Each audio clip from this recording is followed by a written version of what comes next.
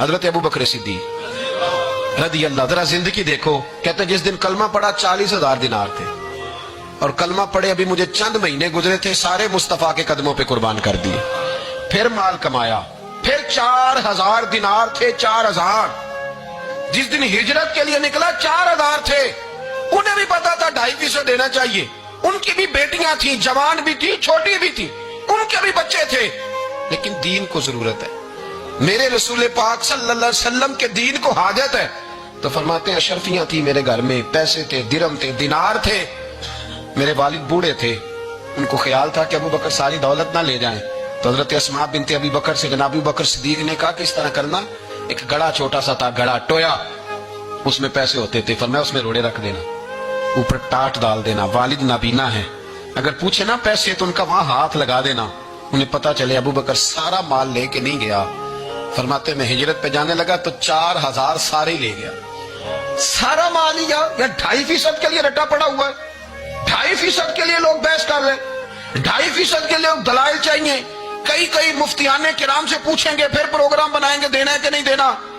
اور جس دن تبوک کے لیے میرے مصطفیٰ کریم نے اعلان کیا, جناب صدیق اکبر فرماتے ہیں شے کوئی نہیں تھی, غربت کے دن تھے, کمزوریاں تھی, مال اس دن کاروباری حالات کم تھے. یہاں لوگوں کا کاروبار جب ڈاؤن ہوتا ہے تو سب سے پہلے مسجد کا 200 بند کرتے ہیں, سب سے پہلے مدرسے کا بند کرتے ہیں, سب سے پہلے خواہش کرتے ہیں کہ وہ جو غریب کو جاتا ہے نا اس کو بند کرو, یہ زیادہ نقصان دے رہا ہے. حضرت ابو بکر صدیق رضی اللہ تعالیٰ عنہ فرماتے ہیں حالات خراب تھے, جیب دیکھی تو اتنے پیسے ہی نہیں تھے کہ مصطفیٰ کریم کو پیش کر سکوں.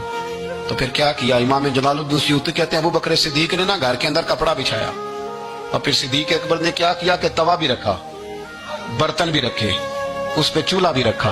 ابو بکر صدیق نے اس کے اوپر گھر والوں سے کہا کہ ایک جوڑا پہن لو, ادھر دیکھو میری طرف, ایک جوڑا پہن لو, اور باقی نا سارے جوڑے بھی یہاں رکھو. اور پھر جب لوگ بچوں نے دیکھا نا کہ ابا تو کپڑے بھی رکھوا رہا ہے, کیا بنے گا, فرمایا تمہیں تو ایک جوڑے کی اجازت دے رہا ہوں نا, ذرا میری طرف دیکھو.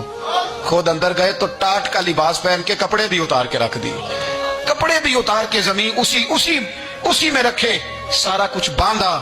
لباس ٹاٹ کا, تن تندور تے ہڈاں دا بالن, تے اسی ہاواں نال تپایا, کپ کپ مکیاں پیڑے کیتے, اتوں عشق پلے تھل لایا, تن دا سالن من دی ہانڈی, لون صبر دا پایا, غلام فریدہ وے میں ساری تیری, تین وجہ یقین نہیں آیا.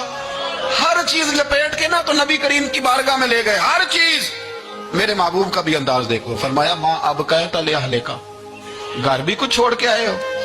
دیکھیں ادھر دیکھیں, جب کوئی لاتا تھا تو حضور فرماتے تھے کیا لے کے آئے ہو, یہ کیا ہے, یہ پوچھا جاتا ہے کہ یہ پوچھا جاتا ہے گھر کیا ہے. بھئی آپ کو کسی نے کوئی تحفہ دیا تو شاپر کھول کے تحفہ دیکھیں گے یا پوچھیں گے گھر کیا ہے. لیکن میرے رسول پاک کے لفظ دیکھیں, فرمایا ماں اب کہتا لے اہلے کا. ابو بکر سجنا گھر کیا چھوڑ کے آئے ہو, تو رو پڑے, کہنے لگے یا رسول اللہ میں کوئی غریب تو نہیں, میں بڑا مالدار. اب کہتا لہم اللہ و رسولہ, گھر اللہ بھی چھوڑ آیا ہوں, اللہ کا رسول بھی چھوڑ آیا. حضور میں کوئی کنگال نہیں, میں مصطفیٰ والا ہوں, میں کوئی غریب نہیں, میں نبی والا ہوں, میں رب رسول کو گھر چھوڑ آیا ہوں. میرے مصطفیٰ کریم علیہ السلام فرمانے لگے تیرے پیچھے جبریل امین کھڑے, اور انہوں نے ٹاٹ کا لباس پہنا ہوا ہے, اور تیرے آنے سے پہلے وہ آ گئے تھے. تو میں نے پوچھا جبریل یہ بوریے کا لباس, عرض کی یا رسول اللہ ابو بکر نے پہنا ہے تو رب کو اتنا پسند آیا سارے فرشتوں کو پہنا دیا ہے, سارے فرشتوں کو پہنا دیا, سارے فرشتوں. ذرا یہ لذت تو لے بات کی, جب 2.5% پہ جھگڑا ہوتا ہے نا تو پھر نماز میں مزہ نہیں آتا. جب تو 2.5% پہ بھی اڑا رہتا ہے نا, پھر درود و سلام پڑھتے پڑھتے طبیعت معاذ اللہ پریشان ہوتی ہے. جب الجھے ہوئے پھر مسائل اور ہیں. پھر میرے محبوب کریم بولے, میں ابو بکر رب کریم نے ایک پیغام بھی بھیجا ہے. یا رسول اللہ وہ کیا, فرمایا رب فرماتا ہے کہ ابو بکر سے پوچھ کے بتائیں کہ اس حال میں وہ رب سے راضی ہے کہ ناراض ہے.